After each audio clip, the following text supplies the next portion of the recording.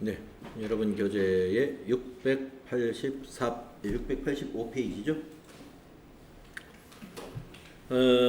부가가치세 문제 네 번째 문제 보도록 하겠습니다. TAT급 제28회 기출문제 실기 풀어보고 있는데, 건물 등 감가상각 자산 취득 명세서 작성자의 부가가치세 신고서 작성 8점짜리 문제입니다.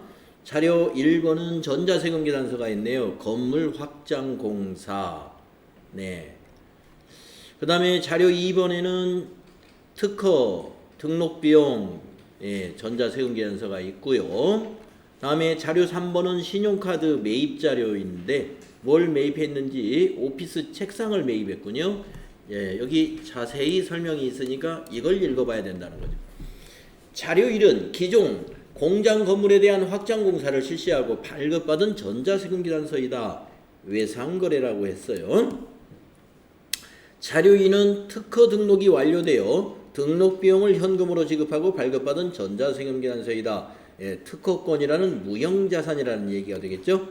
자료 3은 영업부 사무실에서 사용할 사무용 책상을 구입하고 발급받은 신용카드 매출전표이다. 사무실 책상 비품입니다. 비품. 그래서 이게 다 고정자산 매입에 관한 자료들이라는 거죠. 그러면 공장 건물 확장 공사면 건물이죠. 건물. 자, 그래서 건물 하나는 특허권, 하나는 비품. 자, 자료 1부터 자료 3에 대한 거래 자료를 입력하시오. 전자세금 계산서와 관련된 거래는 전자입력으로 처리하고, 그 다음에 2번 문제가 하나 더 있는데, 2기 예정신고 기간에 건물 등 감가상각자산 취득명세서를 작성하고 제2기 부가가치세 예정신고서에 반영합시다 라고 되어 있습니다. 자, 그러면 자료가 3개니까 자료 1번부터 우리가 전표 입력을 해 보겠습니다.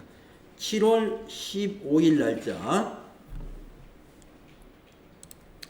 매입 매출 전표에 7월 15일 날짜에 과세 매입이 되겠죠? 예, 그래서 11번 과세 매입이 된다. 아니요, 51번이죠. 과세 매입은 51번. 품명은 건물 확장공사. 수량단가 지나가셔도 되겠고, 공급가액은 3천만 원이었습니다. 거래처는 거기 세금계산서를 보시면 동빈인가요? 동빈건축. 전자세금 계산서 발급받았으므로 1번 전자입력으로 해주셔야 되겠고, 대금은 네, 어떻게 했어요? 나중에 대금은 아까 외상거래라고 그랬어요. 그럼 미지급금이라는 얘기죠. 그래서 혼합분계로 해주시고요. 원재료를 뭘로 바꿔요? 건물로 바꾸면 되겠죠. 네, 건물로. 그리고 아래로 내려와서 대변은 미지급금 253번이고 금액은 3,300만 원이 되는 것입니다. 그리고 탭키 눌러서 차변 대변 합계 일치하는지 보시면 1번 전표 입력은, 자료 1번의 전표 입력은 끝났습니다. 그 다음 두 번째 자료는 전자세금 계산서인데 특허권 등록 비용이었어요. 그러면 7월 20일자 날짜 고치시고,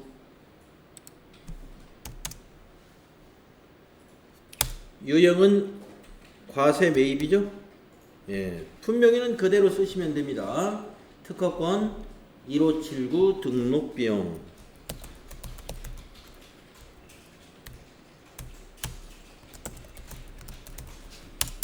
수량단가는 없을 것이고요. 공급가액이 보면은 100만 원이었습니다. 100만 원, 부가세 10만 원. 거래처는 어디였느냐? 예, 수특거사무소. 전자세금 계산서를 발급 받았죠. 1번 전자입력. 대금은 어떻게 하기로 했어요? 현금 지급했나요? 그러면 현금 분계하도록 하겠습니다. 출금전표 2개로. 그런데 원재료가 아니라 특허권이라는 고정자산으로 232번으로 개정 과목을 바꿔주는 것이 필요하겠습니다.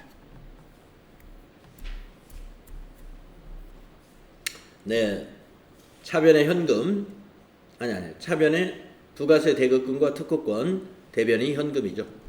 다음 세 번째 증빙자료 보겠습니다. 자료 3은 신용카드 매입 자료입니다. 아까 여기 오피스 책상을 영미가구에서 산 거죠. 예, 카드사는 어디입니까? 카드사는 삼성카드입니다. 자, 그러면 날짜가 여기 거래일자 7월 26일 날짜로 이렇게 입력합니다. 7월 26일 유형은 카드 과세 매입이니까 57번이죠. 그리고 카드사는 삼성카드였죠. 예, 카드사는 삼성카드 확인해 주시고 품명에는 오피스 책상이다. 수량 단가는 알 수 없는데요. 합계 금액을 여기다 입력합니다. 합계는 132만원. 그러면 부가세 12만원에 공급가액 120에 부가세 12만원. 거래처는 어디였어요? 영미 가구가 되겠고요. 카드니까 방향키로 지나가고 분계는 4번 카드 분계 해주시면 원재료를 뭘로 바꿔요? 비품으로. 그리고 나머지 미지급금 삼성카드 부채 증가 차변의 부가세 대급금과 비품.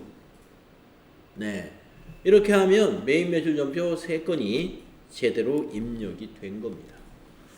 그 다음에 할 일이 뭐냐? 그 다음에 여기 있는 평가 문제 2번을 하는 거예요.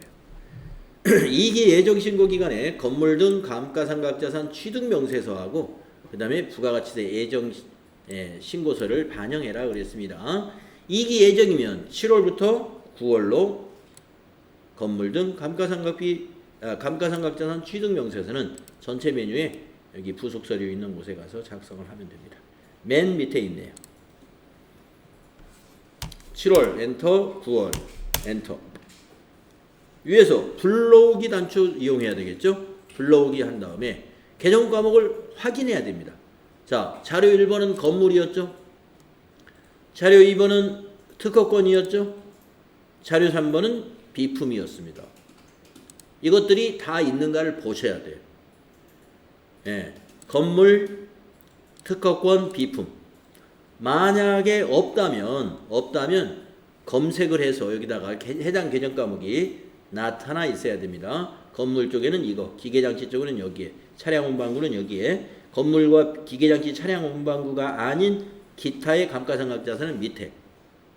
예, 그래서 더블 클릭해서 이게 찾아 집어넣어야 돼요. 없을 때. 자, 우리는 다 있으니까 그냥 확인 눌러주시고 이해해 주시면 짜르륵 3건, 7월 15일 건, 21건, 26일 건 이렇게 작성이 됩니다.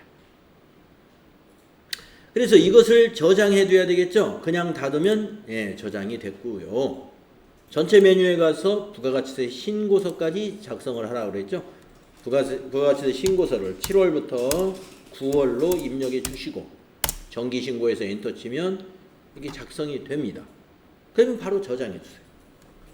위에 저장 눌러주시고 확인 하면은 요 8점짜리 문제 끝나게 되는 거예요. 아마 여기까지가 부가가치세 8.1, 9.1, 4점 2개 해서 25점인가가 배점이 된 거고,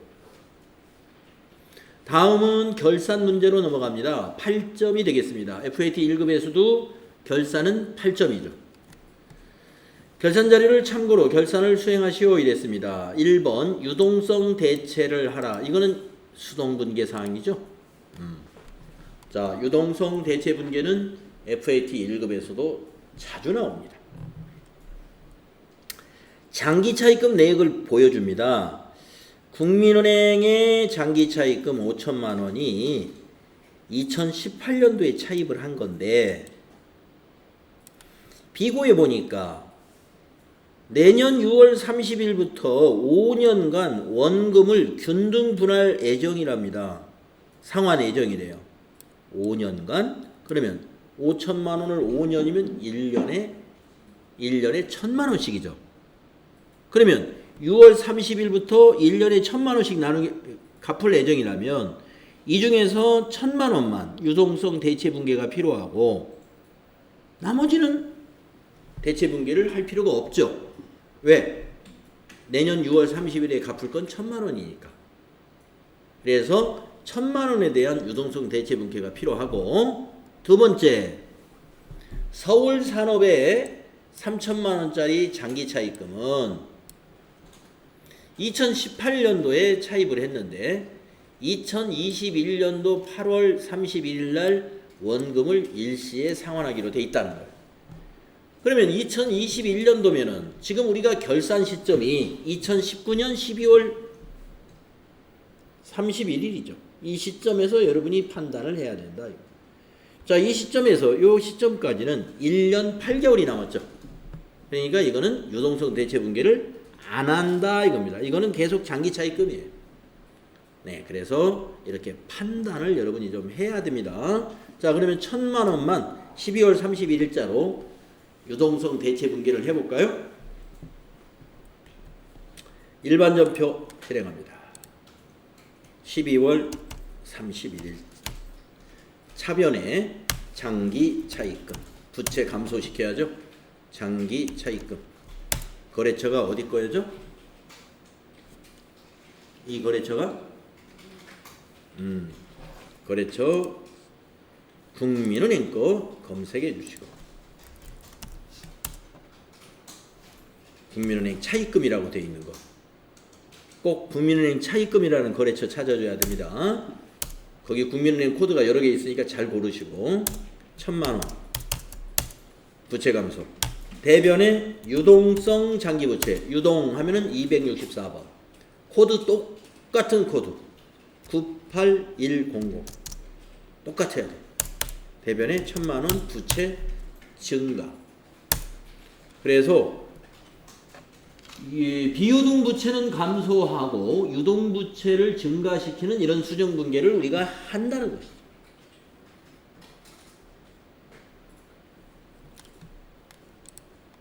그래서 이 자료를 보고 우리가 판단 잘 해야 됩니다. 다음에 두 번째 결산 문제. 결산자료 입력에 의한 자동 결산 문제는 재고 실사를 해보니까 원재료는 500개, 금액은 1,000만 원. 제품은 300개에 금액이 1,200만 원. 이게 뭡니까? 근데 기말 원재료 재고에는 12월 4일 선적지 인도 조건에 의해 매입 운송 중인 원재료 300만 원이 포함되어 있지 않다. 여러분, 선적지 인도 기준에서는 이 운송 중인 자산은 누구 거예요? 매입자의 자산이죠. 그러니까 우리가 지금 원재료니까 매입자예요. 우리가 매입자. 그러면 이거는 포함을 시켜야 된다는 겁니다. 그래서 여기다 입력할 때 1,000만 원을 입력하면 안 되고 300만 원을 포함해서 입력해야 이 문제는 제대로 된다는 거죠. 이 결산은 말이죠. 자동 결산을 해야 되죠. 결산자료 입력에서 자동 결산. 그래서 원재료의 기말 원재료 재고액에다가 1,300만 원을 입력하는 거예요. 1,000만 원이 아니라 1,300만 원. 네. 그래서 입력하겠습니다. 자, 결산자료 입력 꺼내봅니다. 결산자료 입력 1월부터 12월로 입력해 주시고 기말 원재료 재고액 바로 이 자리에 1,300만 원을 입력합니다. 그 다음에 재고자산이 하나 더 있었죠. 제품 기말 제품 재고액 어디에 있냐면 원재료 진하야 제품이 있습니다. 예, 여기 있습니다. 기말 제품 재고액 기말 제품 재고액 거기에다가 입력합니다. 1,200 그러신 다음에 위에서 전표 추가 눌러주시고 예 누르면 그리고 확인 누르면 끝나는 문제입니다. 그래서 28회 결산 문제는 비교적 쉽게 문제가 출제되었구나 하는 걸 우리가 알 수 있겠습니다.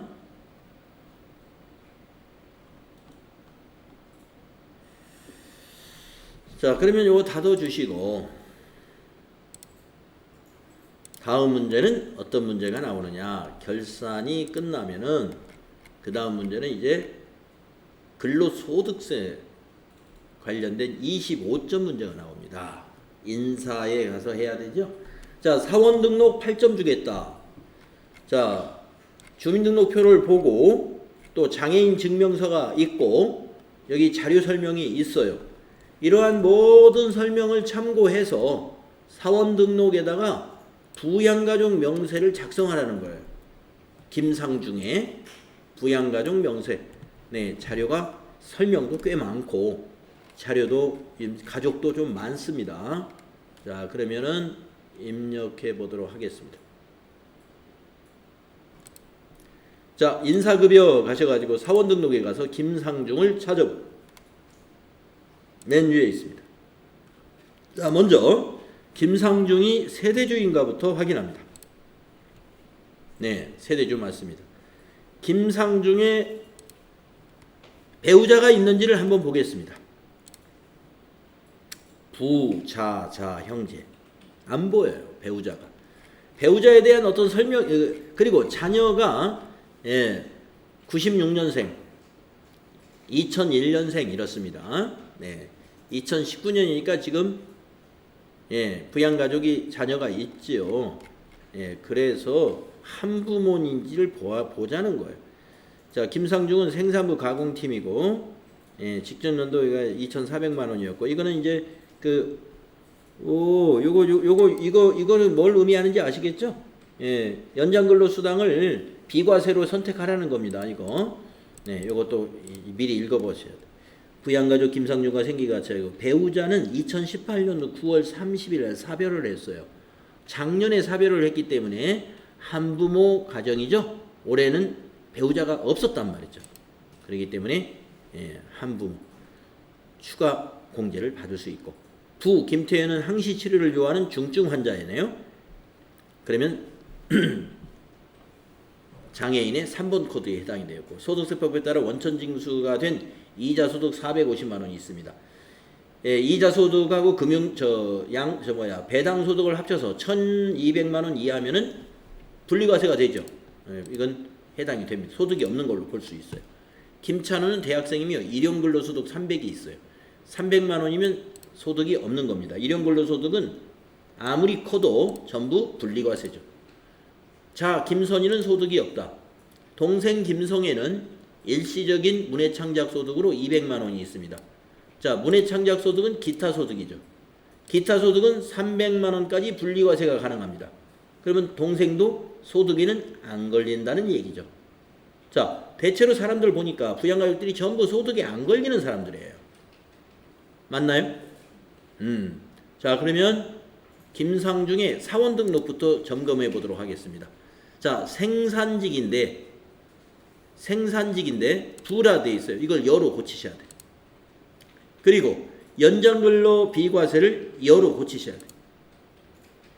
그것은 무슨 근거로 하느냐? 바로 자료 설명에 김상중에 대한 요 부분 때문에 그렇습니다. 생산부 가공팀에서 원료 가공 업무를 수행하고 있다고 그랬고 직전 연도 총 금액이 2,500만 원 이하이면은 일단 연장근로 비과세 대상이 됩니다. 일단은. 그런데 되고 안 되고는 나중에 급여자료 입력할 때 결정이 돼요. 월급여 월정액이 210만 원 이하이어야 되기 때문에 그거는 그 프로그램에서 자동으로 제어를 한단 말이에요. 일단 직전 연도 이것만 가지고 비과세 여부를 판단하시면 돼요. 그 다음에 이제 부양가족을 하나씩 보겠습니다. 자, 본인에다가 뭐예요? 한 가족 체크해야죠. 여기 한부모, 한 가족이 아니라 한부모의 1번. 자, 그 다음에 김태현은 부인데 42년생이에요. 네, 아까 장애가 있다고 그랬죠. 김태현 씨가. 그래서 추가 공제 받을 수 있다. 이런 얘기가 되겠습니다. 밑에 장애인이 김태현 씨에 대한 증명이죠. 장애인이. 그래서 김태현 부친 입력합시다. 자, 연말정산 내역의 소득자의 직계존속 1번 선택하시고 60세 이상 선택한 다음에 장애에다가 항상 치료를 요하는 중증 환자는 3번. 그리고 엔터 가가지고 이름을 입력합니다. 네, 이름은 누구죠? 김태현.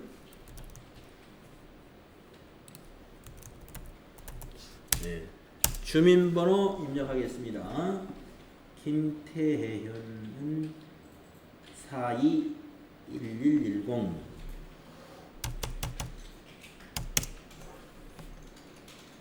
(1919-012)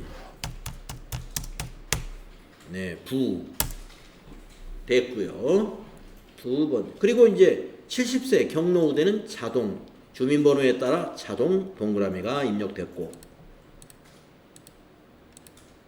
그 다음 두 번째 자해 김찬우. 아까 일용근로소득이 있지만 나이만 문제 없으면 대상이 되죠. 그러면 2019를 마이너스 1996년생이래요. 빼봅니다. 그랬더니 23살 나이에 걸렸네요. 그러나 입력은 해야 되죠. 김찬우는 입력은 한다. 그래서 여기다가 직계비속 자녀 4번 선택하고 부 하고 나서 김찬우 입력합니다. 내국인이고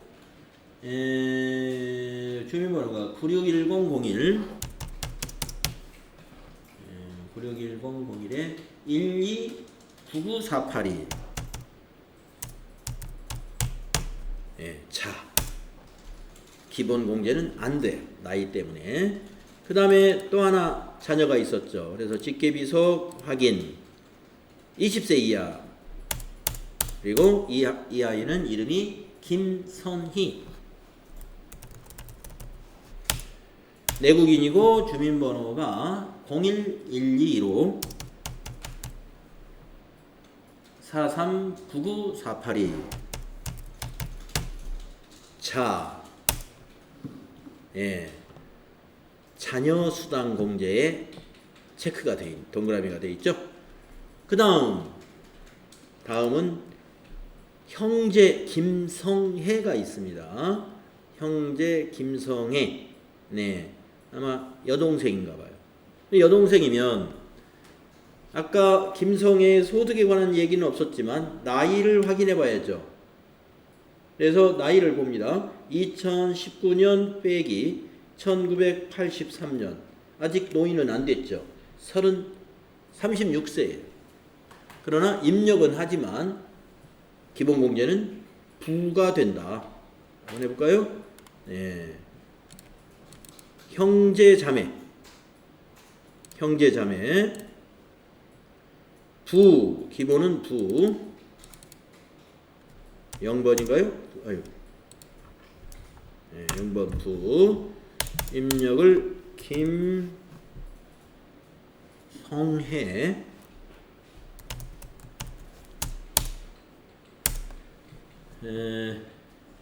830827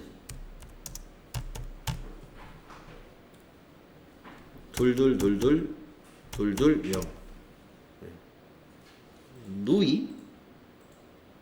누이가 되나요? 본인보다 나이가 많은 모양이죠? 아닌데? 69년생인데 왜 누이? 네. 자, 가족관계는 그냥 나오는 대로 그대로 두세요. 나오는 대로. 자, 이렇게 해서 우리가 주민등록표에 의한 부양가족 등록을 했는데, 여기서 중요한 것은 이 본인 김상중이 생산직이면서 야간근로수당을 비과세로 선택하는 사원등록 부분도 손을 좀 봐야 되고, 그리고 한부모를 동그라미로 바꿔줘야 된다는 것이죠. 이 장애인 증명서는 모친에 대한 거였죠. 네. 아, 부친에 대한 거였죠. 자, 다시 한번 쭉 보세요. 뭐 우리가 빠뜨린 거 있는지. 네. 네, 동생 김성애 씨는 나이 때문에 안 됐던 거고요. 자, 이렇게 해서 우리가 몇 점짜리 문제 했어요? 8점짜리 문제 했죠. 다음 두 번째 문제는 급여 명세서에 의한 급여 자료 8점 주겠다. 자, 1월 급여 자료가 쫙 주어져 있고요. 우리가 그러면 급여 자료 입력하려면 어떻게 해야 돼요? 기본급하고 상여금은 들어 있지만 직책수당, 문화수당, 식대, 자녀수당, 국외근로수당 이거는 어떻게 해요? 수당 등록해야 되죠. 또 공제사항에서 연금, 건강보험, 고용보험, 장기요양 요거는 다 자동입니다. 자, 밑에 설명을 읽어봐야 돼요. 기본급하고 상여는 설정 등 그대로 쓰고 직책수당은 매월 차등 지급하고 있어요. 과세입니다. 문화수당 과세. 식대 매월 지급하고 있으며 중식을 제공하고 있지 않으므로 10만원까지는 비과세가 돼야 되니까 식대는 비과세 코드로 입력합니다. 자녀수당 초중고 재학생 중 자녀를 대상으로 1인당 10만원씩 매월 고정적으로 지급하는 거 이거는 과세입니다. 국외근로수당 중국 공장에서 근무하고 직원에게 매월 고정적으로 지급하고 있다. 중국 공장에서 근무하는 직원에게만 주는 거죠. 네. 그래서 외국 근로수당에 대한 비과세가 있죠. 그래서 100만원까지 비과세가 됩니다. 자, 그러면 자료 설명을 읽어볼까요? 이종승 대리의 급여 자료이다. 2019년 1월 1일 중국 공장에서 파견 근무하고 있어요. 네. 그러면 이제 국외근로수당 중에서 100만원만 비과세예요. 100만원 이내에서. 자, 급여 자료는 매월 25일, 급여 지급일은 25일이고 사회보험료는 자동 계산된다. 사원 등록 메뉴에서 국외근로수당의 비과세 여부를 반영하시오. 예. 100만원짜리로 반영을 하면 돼요. 그 다음에 급여자료 입력 메뉴에 수당 등록을 하시오. 네, 수당 등록해야 되고요. 1월분 급여자료 입력을 하시오. 네, 구분은 1번 급여로. 네, 그러면 사원 등록 메뉴에서 급여근로 수당 먼저 확인해서 고쳐야 되겠습니다. 자, 사원 등록에 갈까요? 그래서 누구를 찾아요? 이종승을 찾습니다. 자, 사원 등록 이종승 두 번째 사원이고요. 국외근로수당 부분을 보니까 부로 돼 있어요. 이걸 클릭을 해서 100만원 비과세자다. 1번 되겠습니다. 예. 선호는 아니죠. 부. 생산직인가요? 그런 얘기 없었죠. 나머지는 그냥 놔둬야 되겠습니다. 내용에 본사 구매팀 직원이에요. 본사 구매팀. 그래서 생산직은 부가 되는 게 맞아요. 그래서 그 부분만 고쳐주시고 이제 급여자료에 가서 수당 등록하러 가겠습니다. 자, 전체 메뉴 가셔서 급여자료 입력하셔서 여기 월을 입력하기 전에 수당 등록을 먼저 하시라 그랬죠? 수당 공제 등록을 클릭을 하고 자, 수당 등록을 할까요? 네. 자, 기본급하고 상위는 그대로 두세요. 자, 직책 수당 되겠습니다. 직책수당 1번 과세. 급여 지급할 때 준다 해서 1번 확인. 네, 그리고 밑으로 내려옵니다. 그 다음에 문화수당이죠. 예, 문화수당 과세.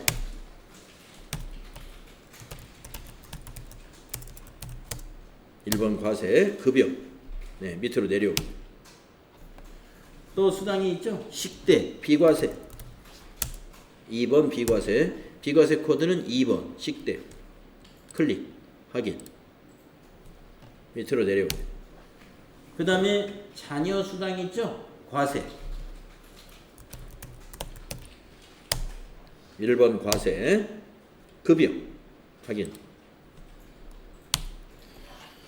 그 다음에 국외근로수당이 있죠. 국외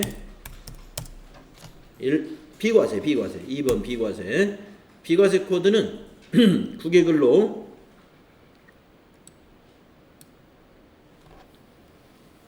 건설 예. 코드가 M01이 있고 M02가 있어요. 그러면 건설 지원 업무로 해야 되겠네요. 9번으로 확인. 네. 여기까지가 수당 등록이고 공제 등록할 사항은 없더라 하는 얘기입니다. 그러면 밑에서 확인 눌러서 공제 등록은 없고 이제 급여 입력하겠습니다. 1월 급여라고 그랬죠. 1 엔터. 구분은 1번 급여. 지급일은 매월 며칠이었죠? 25일입니다. 그래서 2019년 1월 25일이라고 입력을 해야 돼요. 그렇죠. 그 다음에 사원이 2명 나와요. 누구 거죠? 이 급여가? 이종승을 선택하세요. 이종승. 그리고 자료를 여기서 입력합니다. 자, 여기 급여 자료가 있었죠. 네. 이거 보시고 입력하는 거예요. 기본급 250에 직책수당 5만원 이런 식으로 250만원 직책수당 5만원 그 다음에 문화수당을 얼마가 돼요? 10만원 그 다음에 식대 10만원 받았나요? 15만원 그 다음에 자녀수당이 10만원 국외근로 50만원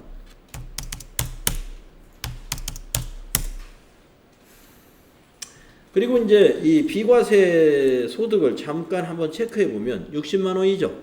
국외근로 50만원에다가 식대 중에서 10만원만 비과세니까 60만원이 비과세 소득으로 잡히면 맞게 되겠습니다.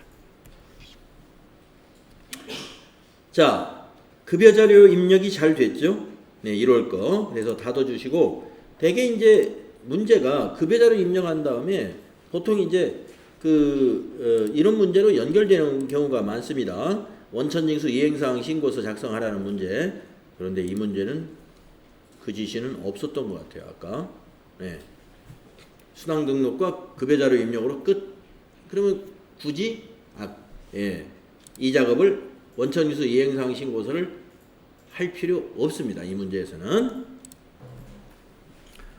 다음에 세 번째 문제, 연말정산 문제 9점 주겠다.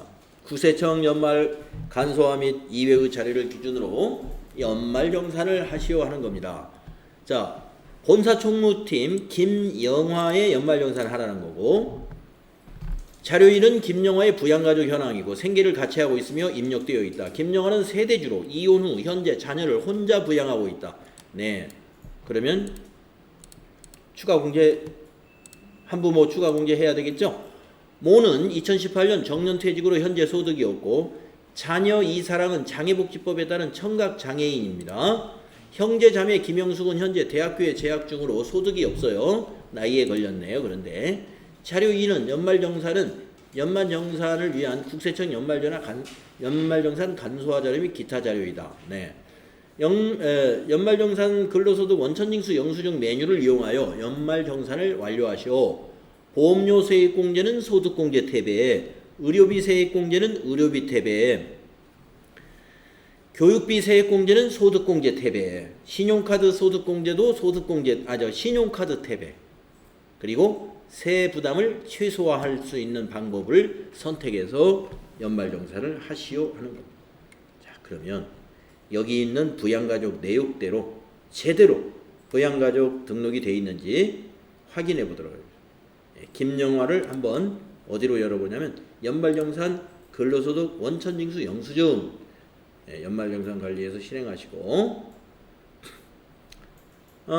코드를 더블클릭해서 김영화를 딱 찍어주세요. 김영화 확인.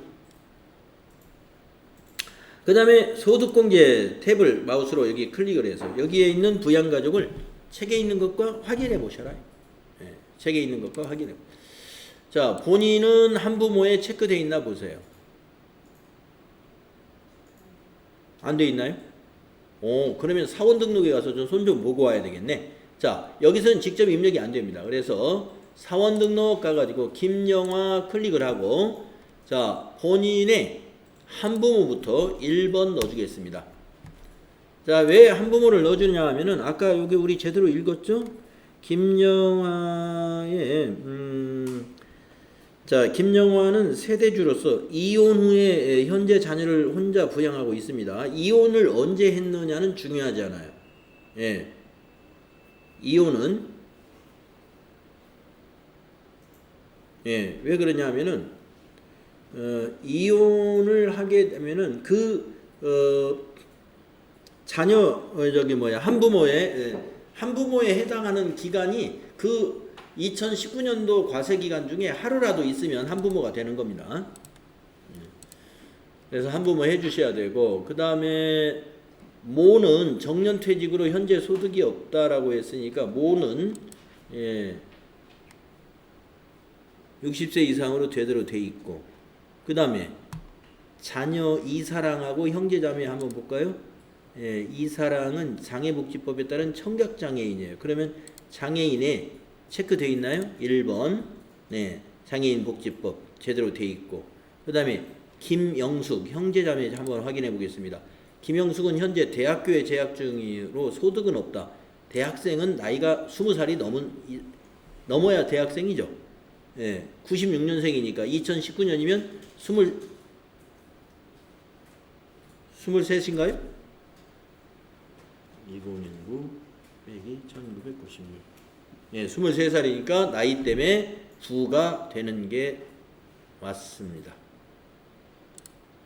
자, 그러면은 사원 등록에서 우리 고쳐야 되는 것은 본인에 대한 한부모 부분만 우리가 고치고, 연말정산에 와서 김영화를 어떻게 해야 돼요? 다시 불러와야 됩니다. 김영화를 더블 클릭해서, 아니 위에서 재계산을 눌러볼까요? 위에서 재계산. 김영화를 삭제하고 다시 불러냅시다. 자, 김영화 클릭해서 위에서 삭제, 여기 체크해가지고 위에서 삭제, 다시 한번 더블 클릭해서 김영화 클릭하고 확인 눌렀을 때, 여기 한부모 동그라미 들어가야 돼요. 이제 나머지 이상 없죠? 자, 그러면 자료를 이제 보겠습니다. 자, 점검했고요. 첫 번째 자료, 김영화의 국세청 간소화 자료인데 의료비입니다. 의료비는 굉장히 너그럽다고 그랬죠. 거기에 있는 모든 사람 의료비 다 납력해도 돼요. 부양가족 이름에 부로, 기본공제 부도 상관없어요. 자, 환자가 박순자예요. 박순자가 누굽니까? 모친인가요? 직계 전속이죠. 자, 강내과의 한마음외과 400만원 다 입력해주면 됩니다. 박순자 400만원 다 입력하면 되죠. 자, 입력하겠습니다. 의료비는 의료비 탭에다 입력합니다. 의료비 탭에 부양가족 코드에서 더블 클릭해가지고 박순자를 선택합니다. 확인. 엔터로 지나가시고 국세청 자료는 여기서 1번 국세청 해주시고 한 건으로 하라고 그랬어요. 금액은 400만원이죠. 이렇게 해주시면 돼요.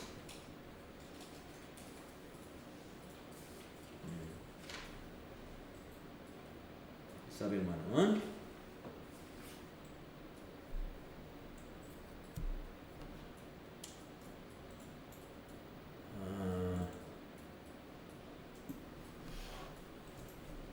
엔터로 지나가시면 되고요. 그 다음에 밑에 영수증 보세요. 글라스 안경점 김영숙입니다. 김영숙은 누군가요? 형제군요. 형제도 상관없어요. 이거 기본공제 대상 아니어도 의료비 해줍니다. 그런데 시력 교정용인데 안경인가봐요. 안경이 50만원이 한도니까 이 금액 중에서 82,000원은 빼고 입력하면 됩니다.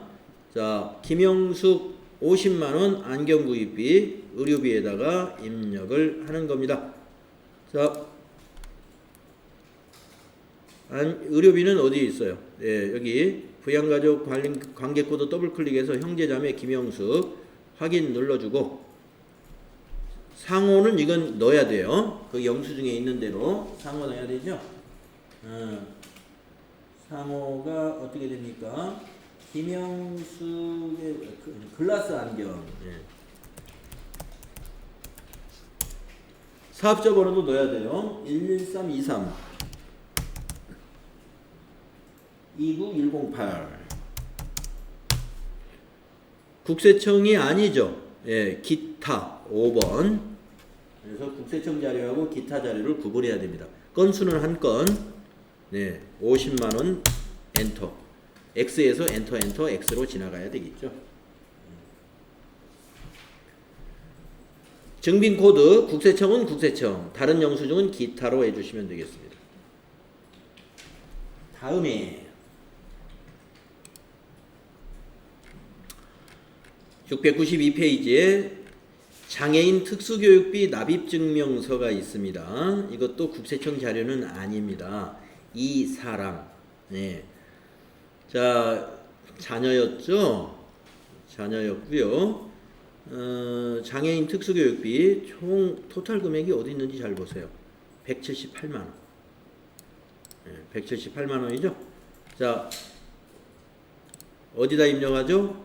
소득공제 탭에 교육비난이 있습니다.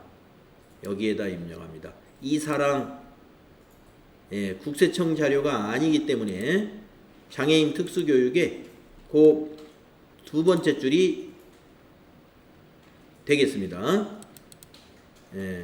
첫 번째 줄이 위에 있는 줄은 국세청 자료, 밑에가 기타니까 이 사랑의 장애인 특수교육의 두 번째 줄에다가 얼마죠? 178만 원이죠? 예. 요렇게 178만 원 요 합계 금액 입력하시면 되겠습니다. 다음 페이지에 또 자료가 하나 있어요. 보장성 보험. 네.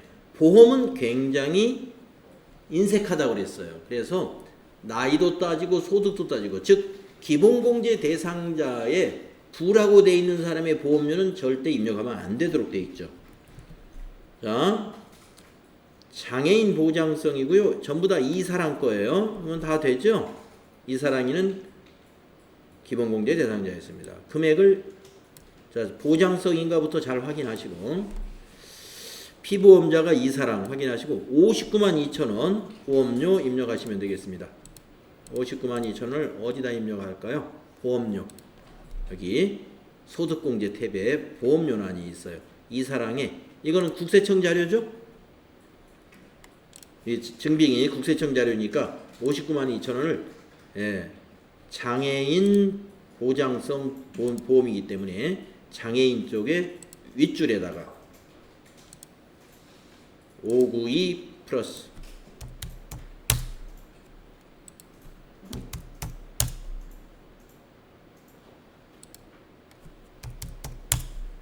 네, 이렇게 입력하시면 되겠습니다. 자, 또 증빙이 있죠. 예, 바로 밑에 보면 현금 영수증이 하나 있습니다. 신용카드 매출전표하고 같이 입력하는 건데 사용자가 김영숙이에요. 자, 신용카드나 현금 영수증은요, 형제자매 거는 입력하지 않는 겁니다. 교육비는 직계존속은 입력하지 않고. 자, 김영숙이가 누구였어요? 형제죠, 형제. 예, 형제자매는 신용카드 사용대금이나 현금 영수증 입력해서는 안 됩니다. 그래서 이거는 패스. 입력할 수 없고, 여기 사용자가 김영숙이기 때문에 그래요. 그 다음에 여기까지네요. 네, 여기까지. 자, 그래서 연말정산 자료 이렇게 입력하시면 잘 입력이 된 겁니다. 네, 그래서 만약에 정산명세서를 작성해라 그러면 여기 클릭해가지고 클릭만 하면 작성된 거예요. 그래서 뭐 특별히 완료시켜라, 저장해라 이런 말 없으니까 그냥 이대로 두시면 닫으면 자동으로 저장은 되니까요. 네, 이렇게 해서 우리가 연말정산을 마쳤습니다. 자, 그러면은 우리 28회 실무수행평가 문제 다 마쳤네요. 뭐 수준은 뭐 보통 수준이죠. 이 정도 수준이면.